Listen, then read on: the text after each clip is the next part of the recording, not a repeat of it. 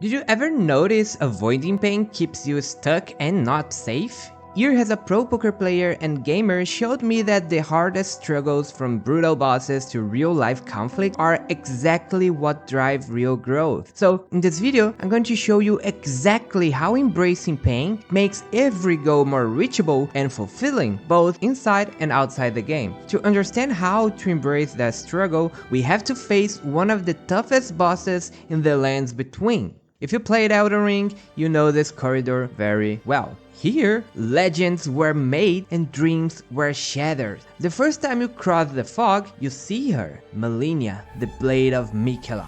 The fight starts, and with a swift, graceful sequence of attacks, she shows you that this will not be your last visit to her arena. You suffer an instant and brutal death. Your first thought at the sight of Grace is, how is this even fair? But as with any Souls-like, you try and try again. After 5 deaths, you feel hopeless. After 10, you start to last a little longer. Slowly, with every failure, you learn. You're no longer just dying, you're gathering data. It's not chaos, it's a brutal and unforgiving dance. Soon, you're getting through her first phase with ease. You can feel the progress. You probably will immediately die at the start of the second phase though, in the first time, and ask yourself, how is this even fair? And then it happens. After countless tries, that one perfect run where all the lessons click into place. You defeat her and the rush of triumph is unmatched. You feel like you could do anything until you run into the God-Skin duel and the cycles begin again. By the way, I hate the God-Skin duel. How's that even fair? But this is what I call the boss fight progression. It's a 4-stage cycle. It starts with the wall, the impossible, overwhelming first encounter. It's when you look at it and say, how the fuck will I do it? Then you go to the die and learn phase, the long grind. The vast majority of your time feels like a failure, but with each death, you're downloading the solution to your muscle memory. You're slowly learning. Then you have the breakthrough, the 5% of time where it all clicks. You execute flawless, sometimes not a flawless, you defeat a boss and experience the incredible moment of growth. This is why killing hard bosses feel extremely rewarding. Then you level up. You get the reward, but a new harder challenge appears, which will bring you to the wall again. This framework isn't just a great game design, it's how we actually find fulfillment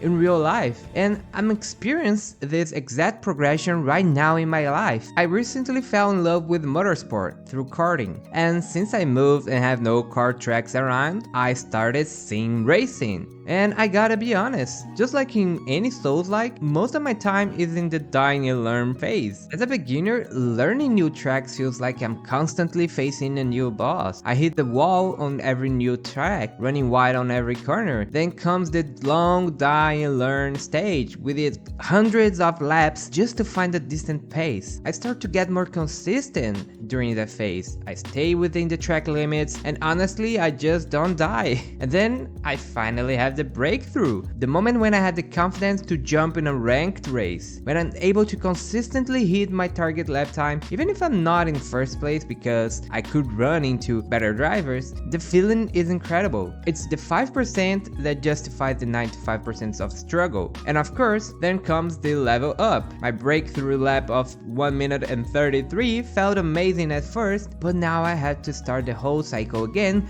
It never ends. I know, if you're not into racing, or even if you are into racing, you know that these aren't world record lap times, but for me, they are milestones that matter deeply, because 2 months ago, in a real life kart race, I was 7 seconds off the pace of the local leader. Today, I'm just 3 seconds off pace of a Formula 1 world champion on the same track and car combo in the simulator. I know, the closer you are in lap time, the more detailed and harder it is to improve, so yeah, 3 seconds is still a lot of ground. But progressing from being 7 seconds away from random drivers to just 3 seconds away from a world champion, it's a real progress in my opinion. The progress is real because the struggle I went through to achieve that was real. I know how many boring labs and mistakes I made to cut off those lab times. You know how much time you spent to defeat a hard boss. And in real life, you know how hard it was to get to where you are right now, right? We don't get to the top just by doing things we like. We have to go through the boring part. So what's the hidden lesson behind the pain of Elden Ring, the grind of sim racing, and the grind of real life? The secret is this: the value isn't in the victory itself, it's in the struggle that came before it. Beating Malenia wouldn't mean anything if she was easy. Winning a race wouldn't feel good if you blast through the field with no difficulty. Imagine if anyone could become a lawyer, a doctor, just by simply wanting, without having to study. Would it be something valuable? But to do that, you have to endure the pain of studying and sometimes even giving up parts of your life to achieve it. Challenge is what creates value, and challenges can be extremely painful both physically and psychologically. The boss fight progression isn't just a great game design, it's the framework for everything meaningful. Think about it. When was the last time you were proud of something that was easy? The goal isn't to avoid the pain. The goal is to understand that pain is the path. So if you want to feel truly proud of your accomplishments, don't look for easy victories. Look for your own Malenia. And don't get me wrong, you can get so good at something that it will inevitably feel easy, but you value that because you know how hard it was to get there. But there is a huge difference between understanding the boss fight progression